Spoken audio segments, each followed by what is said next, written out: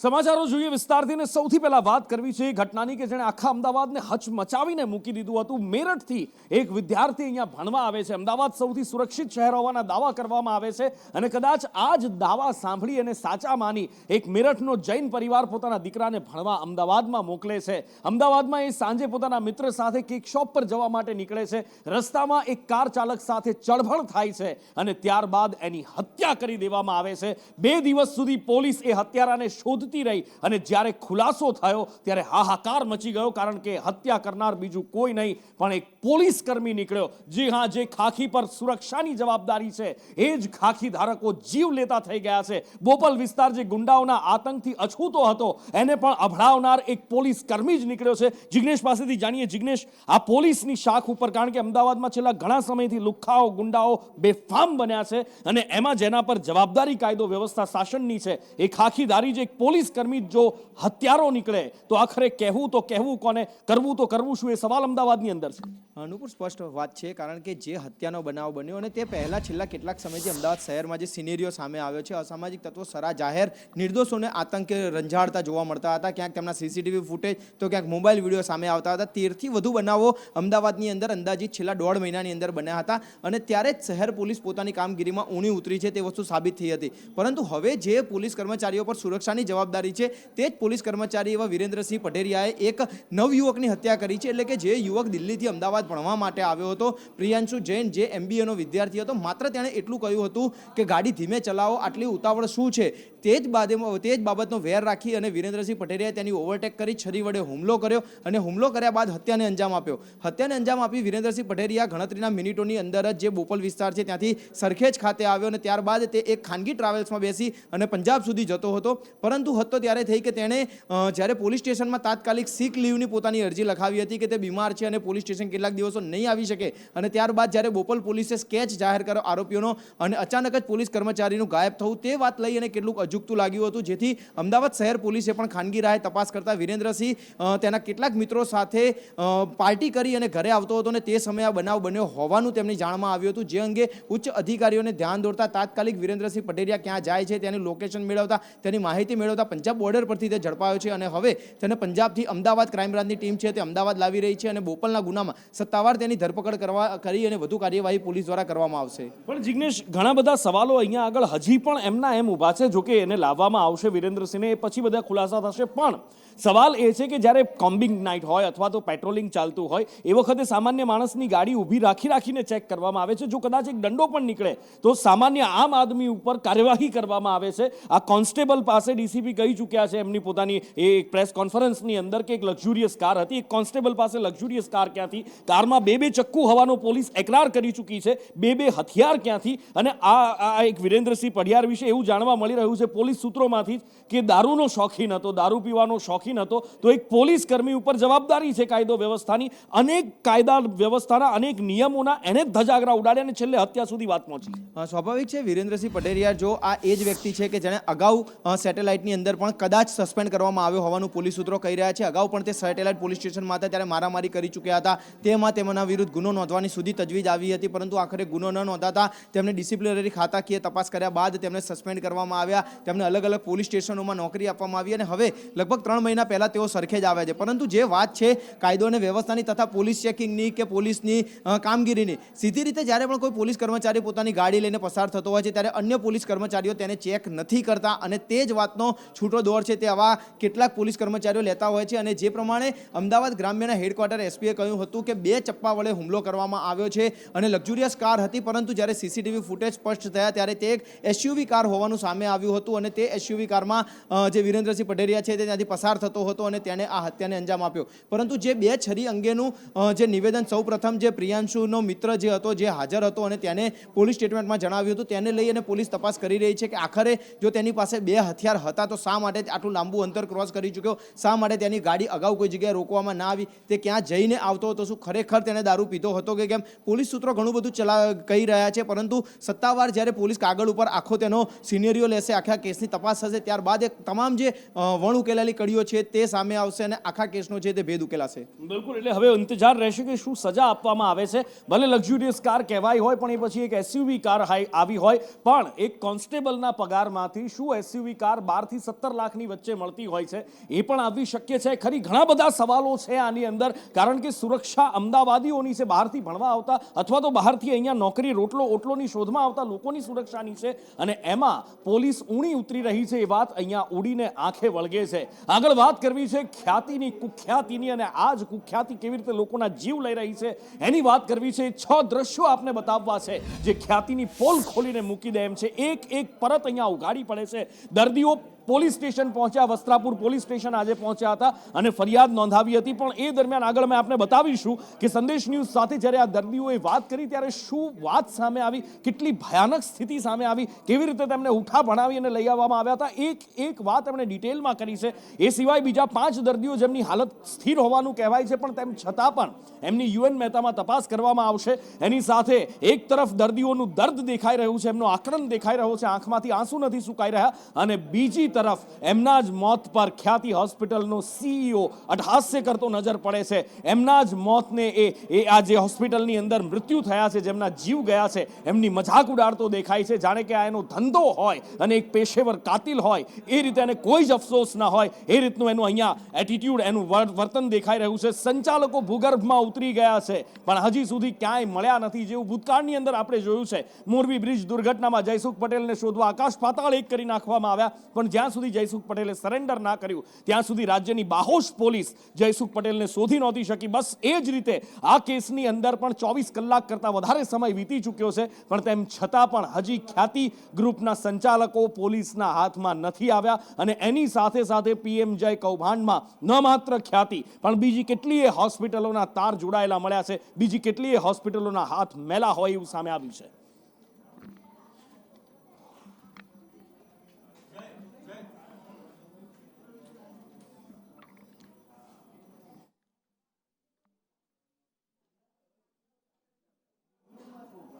અને ખ્યાતિ હોસ્પિટલનો આ જૂનો ધંધો છે, કારણ કે અહીંયા માત્ર પૈસાની પડી છે એના સંચાલકોને. કોઈનો જીવ જાય છે કે નહીં કોઈ જ લેવા દેવા નથી. દિવ્યા મારી સાથે જોડાયા છે. દિવ્યા, જ્યારે તપાસ કરવામાં આવી સરકારે બનાવેલી ટીમના ડોક્ટરો દ્વારા, ત્યારે ચોંકાવનારો ખુલાસો એવો થયો છે કે એક પણ બ્લોકેજ કોઈ પણ દર્દીને નહોતું, છતાં પણ એમના હૃદય ચીરી નાખવામાં આવ્યા માત્ર પૈસાની લાલચમાં.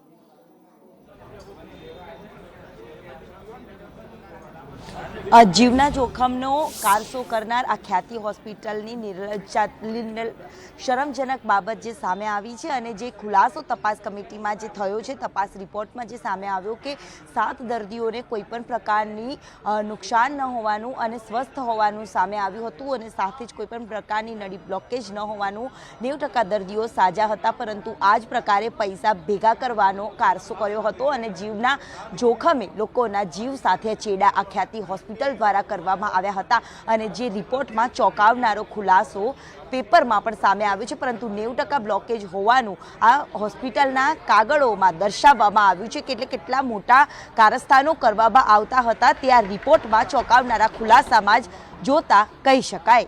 જી. અને ખ્યાતિ હોસ્પિટલનો આ જૂનો ખેલ છે. આની પહેલા શેરથામાં પણ કેમ્પ કર્યો હતો, કડીની અંદર 4 કેમ્પ કર્યા હતા, સાણંદની અંદર કર્યો હતો, રાજકોટના એક દર્દીનો જીવ લઈ લીધો હતો, અને એક પછી એક ઘણા બધા દર્દીઓ હવે સામે આવી રહ્યા છે, અથવા તો એમના સગા સામે આવી રહ્યા છે, જેમને આ જ રીતે વેતરી નાખ્યા હોય, આ જ રીતે ચીરી નાખ્યા હોય. પણ જે 5 દર્દીઓ હતા જેમની એન્જિયોપ્લાસ્ટી કરવામાં આવી હતી, એમની હાલત સ્થિર કહેવાઈ રહી હતી, પણ ડોક્ટરો, સંચાલકો ખ્યાતિ ગ્રુપના બધા જ અંડરગ્રાઉન્ડ થઈ ગયા હતા, કોઈ જ દેખાતા નહોતા. એ દર્દીઓનું શું, એ દર્દીઓની હાલત કેવી છે એ જાણવા માટે તેમને યુએન મહેતા હોસ્પિટલમાં લઈ જવામાં આવ્યા, અને 5 દર્દીઓને યુએન મહેતા હોસ્પિટલમાં એમની તપાસ કરવામાં આવી હતી, જેમાં એમની હાલત સ્થિર જાણવા મળી રહી છે.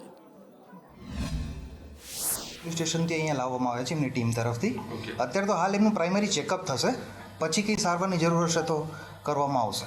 એટલે હાલ અત્યારે તો એમની તપાસ છે, શું એમની સારવાર કરવી, કોઈને શું તકલીફ છે, આગળ દાખલ થવાની જરૂર છે, કોઈ ટ્રીટમેન્ટની જરૂર છે, એ પ્રાઇમરી તપાસ પછી જ કહી શકાશે. ના, એવું નથી. જે 15માંથી 14 દર્દી તો સ્ટેબલ છે, એક દર્દીને થોડી શ્વાસની તકલીફ છે, એટલે અત્યારે અમારા ઇમરજન્સી ડિપાર્ટમેન્ટમાં એમની તપાસ અને સારવાર ચાલુ છે. પેશન્ટની શું કન્ડિશન છે, આગળ જે કંઈ એમની તપાસ થઈ, એન્જિયોગ્રાફી, એન્જિયોપ્લાસ્ટી થઈ, તો એ કયા કારણથી કરવામાં આવી, અને અત્યારે હાલમાં પેશન્ટને કોઈ તકલીફ છે કે શું છે, ને આગળ કંઈ સારવારની જરૂર છે કે શું, એ રિપોર્ટ અમે તૈયાર કરીને સરકારને આપીશું.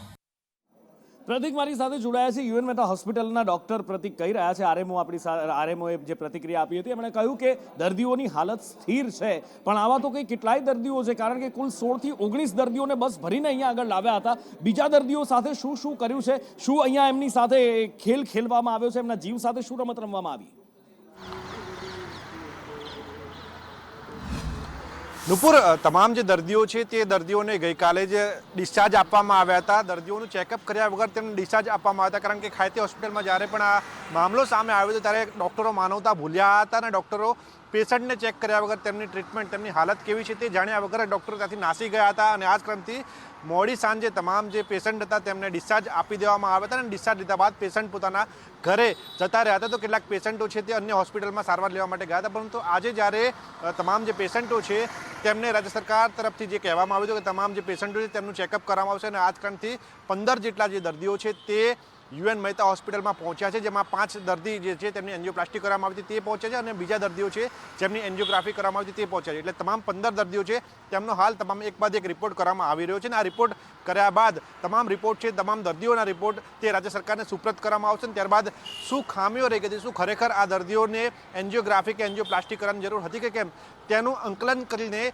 એ રિપોર્ટ સોંપવામાં આવશે અને રિપોર્ટના આધારે નિર્ણય લેવામાં આવશે. પરંતુ તપાસ અને મૂળ વિષય એ છે કે જો દર્દીઓ યોગ્ય હાલતમાં નહોતા તો શા માટે તેમને ડિસ્ચાર્જ આપવામાં આવ્યા, કારણ કે જે દર્દીઓ આજે યુએન મહેતા હોસ્પિટલમાં એડમિટ થયા છે તેમની ફરિયાદ હતી કે તેમને આંખે અંધારા આવી રહ્યા છે, તેમને ચક્કર આવી રહ્યા છે, કેટલાક દર્દીઓને વોમિટ થઈ રહી છે અને કેટલાક દર્દીઓને હાલ પણ છાતીમાં દુખાવો થઈ રહ્યો છે. તો આવા દર્દીઓ જો દુખાવો થતો હોય, જો તકલીફ હોય તો શા માટે તેમને ડિસ્ચાર્જ આપવામાં આવે, આ સૌથી મોટો સવાલ છે. કારણ કે ખ્યાતિ હોસ્પિટલના ડૉક્ટર તો પહેલેથી જ માનવતા ભૂલી ચૂક્યા છે અને ફરી એકવાર જ્યારે દર્દીઓ હાલત તેમની સ્થિર નહોતી તેમ છતાં પણ તેમને બળજબરીપૂર્વક ડિસ્ચાર્જ આપવામાં આવ્યું હતું. આ પણ એક મોટો ગુનો કહી શકાય અને આ જ કારણથી હવે જે દર્દીઓ છે તે બિચારા ગભરાતા યુએન મહેતા હોસ્પિટલ પહોંચ્યા છે અને હવે તેમની સારવાર છે તે પહેલાંથી એટલે એકડેકથી કરવામાં આવી હતી. તમામ દર્દીઓના ઇસીજી, ઇકો સહિતના અન્ય પ્રાઇમરી રિપોર્ટ કરવામાં આવી રહ્યા છે. રિપોર્ટમાં જે આવશે કે તેમને જો ફર્ધર સારવારની જરૂર છે તો તેમને એ સારવાર પણ આપવામાં આવશે. પરંતુ ચોક્કસથી મોટી વાત એ છે કે ખ્યાતિ હોસ્પિટલના ડૉક્ટરો માનવતા ભૂલ્યા હતા અને જે દર્દીઓ હોસ્પિટલમાં એડમિટ હતા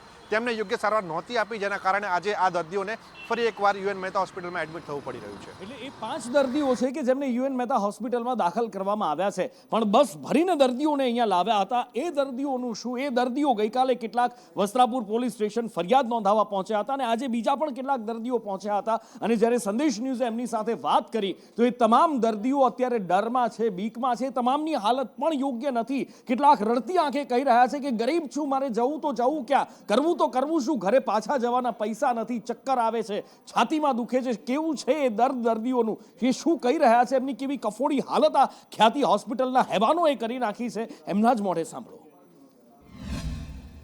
દાખલ તમને કર્યા હતા, શું કરીને લાયા હતા ને અત્યારે ઘરે ગયા પછી કેવી તકલીફો થાય છે? સાહેબ અમને એવું કીધું હતું બેન કે તમને અમને રિપોર્ટ કઢાવીને અમે તમને એના પર દવા કરી અને અમે બીજું તમને કશું કરીશું નહીં, એના પર દવા આલીને અમે તમને મફતમાં ઘરે મૂકી જઈશું કે. અને આજે પછી અમને એજ્યુકેશન કર્યા અને કોઈને સ્ટેન્ડ મળ્યા નહીં. કરાવતા હતા, ઠીક નહોતું. ડોક્ટરે હા કાલે ગોરી નથી આલી બેસ આ ચક્કર આવો, આ હૃદયમાં અટક આવો ને એવું ધબકાર અમારા. સ્ટેન્ડ વગર પૂછે સ્ટેન્ડ મૂકી દીધું અમને ખાલી કે તમે તપાસ કરાવીએ છીએ, તપાસ કરી વગર પૂછે સ્ટેન્ડ મૂકી દીધું. અને જે ડૉક્ટરો આવ્યા હતા ને એ ડૉક્ટરો અમારા જોડે હાજર જ નહોતા જે અમને લેવા માટે આવ્યા હતા. અને એ રીતે લઈ ગયા હતા કે તમારે કોઈ પણ જે દુઃખ હોય એનો તો રિપોર્ટ થઈ જશે અને તમને દવા આપશે, એ પછી તમને ઘેર મૂકી જઈશું, બરાબર.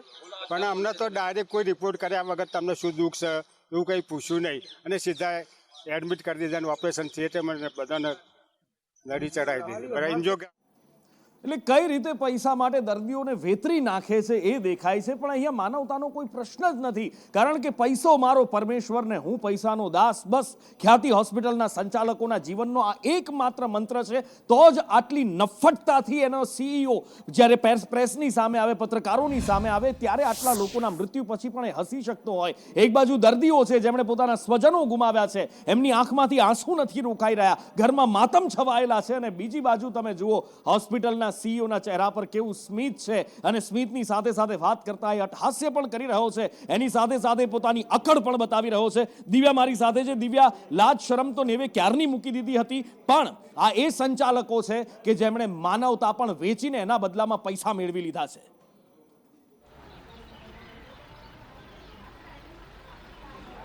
નુપુર, આપે કહ્યું ને કે પૈસા જ મહત્વના હોય છે, તે જ પ્રકારે આ હોસ્પિટલના તમામ જે સત્તાધીશો છે જે લાજવાના બદલે ગાજી રહ્યા છે અને બેફામ હાસ્ય કરતા આજે મીડિયા કર્મીઓ સમક્ષ નજરે પડ્યા હતા અને ઓપીડી પણ ચાલુ છે તેવા પ્રકારનું બેદરકારી ભર્યું નિવેદન પણ આપ્યું હતું.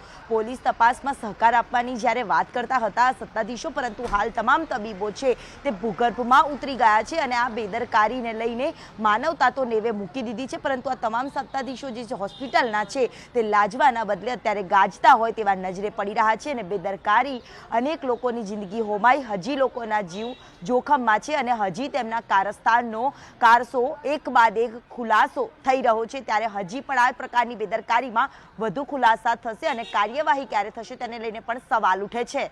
જી, ખ્યાતિ હોસ્પિટલના એક નહીં, આવા તો અનેક કૌભાંડો છે અને હશે પણ કેમ નહીં એનો સીઈઓ. એને ખબર છે કે આપણે તો માત્ર પૈસાની પાછળ દોડવાનું છે ને જીવ લેવો એ તો અમારો જૂનો ખેલ છે અને માટે જ એ નિર્લજ્જ અને નફ્ફટ થઈ ગયો છે. એક અત્યાર સુધીના આંકડા સામે આવ્યા છે ખ્યાતિ હોસ્પિટલે કરેલા આ કાળા કારનામાના. સંજય પાસેથી જાણીએ. જેના ઉપર સરકારે પણ કબૂલાત કરી છે કે પીએમ જય યોજના હેઠળ જે ખ્યાતિ હોસ્પિટલ છે તે કૌભાંડોના નામે, પૈસા લૂંટવાના નામે દર્દીઓના ખોટા ઓપરેશન કરી અને તેમને ના હોય, કોઈ પણ પ્રકારનો રોગ ના હોય અથવા તો કોઈ પણ પ્રકારનો સમસ્યા ના હોય તેમ છતાં તેમના ઓપરેશન કરવામાં આવે છે. છેલ્લા 6 મહિનાની અંદર 3.66 કરોડ રૂપિયાનું ચૂકવણું સરકાર તરફથી પીએમ જય યોજના હેઠળ ખ્યાતિ હોસ્પિટલને કરવામાં આવ્યું છે. એ ઉપરાંત 6 મહિનામાં મોટા ભાગની સર્જરી છે ખ્યાતિ હોસ્પિટલમાં હાર્ટની સર્જરી કરવામાં આવી છે. તેમાં 650 જેટલી સર્જરી કરવામાં આવી છે અને 650માંથી 605 કેસ છે તો કાર્ડિયોલોજીના જ કેસ છે એટલે અને 36 જેટલી બાયપાસ સર્જરી કરવામાં આવી છે. એટલે કે એક કોઈ પણ વ્યક્તિ મળે તેને તે દુઃખ હોય કે ના હોય, તેને હાર્ટની સમસ્યા હોય કે ના હોય તો પણ તેને પકડીને તેની એન્જિયોપ્લાસ્ટી અથવા તો બાયપાસ સર્જરી કરી દેવામાં આવતી ને એના નામે કરોડો રૂપિયા ખંખેરવાનું કૌભાંડ છે એ સામે આવ્યું છે. જી, અને આ તો એક ખ્યાતિ હોસ્પિટલની વાત થઈ, પણ આ માત્ર એક ખ્યાતિ હોસ્પિટલ નથી. તમને યાદ હશે થોડા સમય પહેલા જે પીએમ જય યોજના એના પૈસા ખાતામાં જવા નહોતા થતા, મોડું થતું હતું, તો કેટલી બધી હોસ્પિટલો, કેટલા બધા ડોક્ટરો આંદોલન પર ચડ્યા હતા, યાદ છે ને? એનું કારણ એ જ હતું, દરેક હોસ્પિટલ, દરેક ડોક્ટરને અહીંયા સ્પષ્ટતા કરી દઈએ, અમે દોષી નથી કહેતા, પણ કેટલીય એવી હોસ્પિટલો છે જે આ ખેલ ખેલે છે. ન માત્ર ખ્યાતિ, જ્યારે મહેસાણા જિલ્લામાં સંદેશ ન્યૂઝે તપાસ કરી તો 20થી વધારે એવી હોસ્પિટલો સામે આવી કે જે આ પીએમ જય યોજનામાં લોકોને એક તરફ ચીરે છે અને બીજી બાજુ સરકારના ખિસ્સા પણ કાપે છે. એવા પ્રકારના જો હોસ્પિટલ્સ છે જો પીએમજેવાયની સ્કીમનો દુરુપયોગ કરે છે યા એવી રીતે એનો મિસયુઝ કરે છે તો that is not acceptable. So then we are taking action. હવે તપાસની રિપોર્ટ મેં એક્ઝેક્ટલી એમાં શું પોઈન્ટ છે એ તો હું ફાઇનલી કહીશ. એઝ ઓફ નાઉ એક પ્રિલિમિનરી જો અમારા જોડે જેટલી છે ઇન્ફોર્મેશન તો એના મુજબ તો એ છે કે ઘણી બધી ક્ષતિઓ છે અને 2-3 વાર પણ આ લોકોએ અમે રિમાઇન્ડર કર્યા હતા અને નોટિસ પણ ફાળવ્યા હતા તો પણ કોઈ પણ પ્રકારના સુધારો અમે એના તરફથી નથી મળ્યા હતા, તો એટલા માટે એક્શન લેવામાં આવ્યા.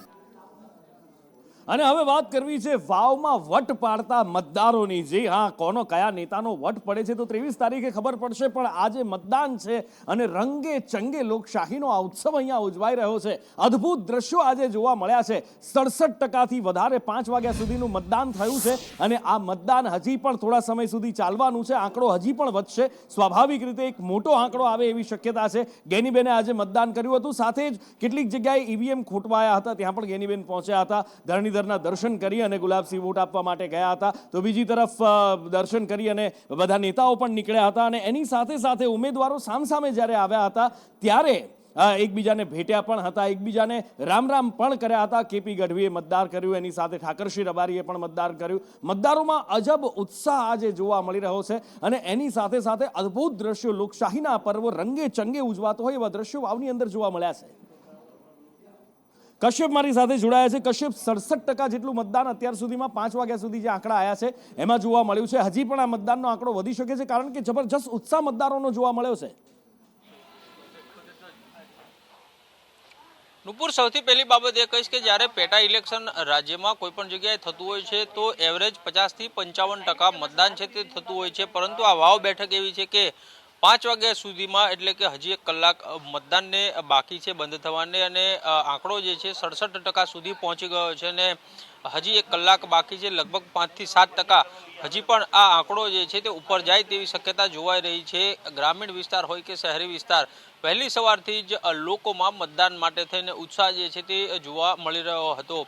ઉમેદવારોની જો વાત કરીએ તો ઉમેદવારો, તેના ટેકેદારો, વિસ્તારના સાંસદો, ધારાસભ્યો દ્વારા આ મતદાન જે છે તે કરવામાં આવ્યું હતું અને ધારાસભ્ય ચૂંટવા માટે થઈ અને આ પર્વમાં તેમના દ્વારા હિસ્સો છે તે લેવામાં આવ્યો હતો. 321 જેટલા બૂથો છે કે જ્યાં આ મતદાન પ્રક્રિયા જે છે તે હાલમાં ચાલી રહી છે.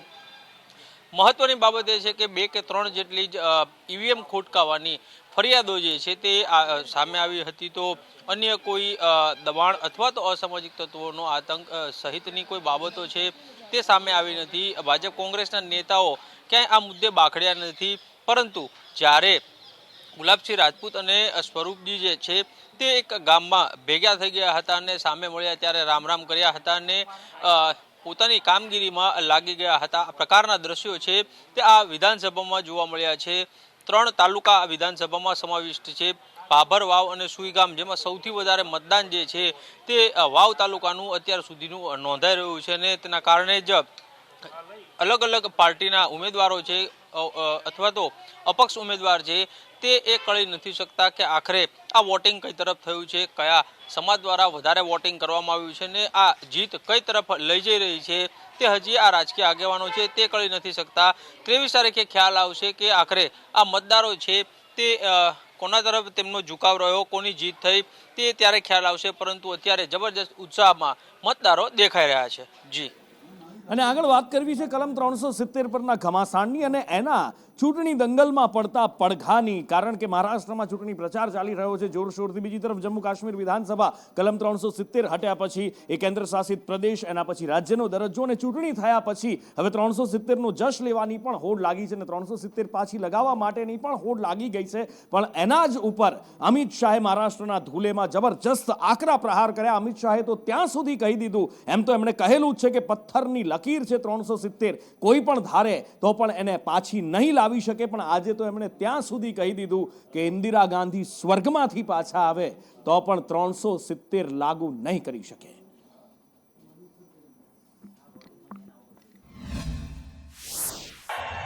धारा 370 मोदी जी ने हटाई, ठीक किया या नहीं किया? अबे राहुल बाबा कहते हैं उन्होंने प्रस्ताव किया है कश्मीर के अंदर कि हम धारा 370 वापिस लाएंगे.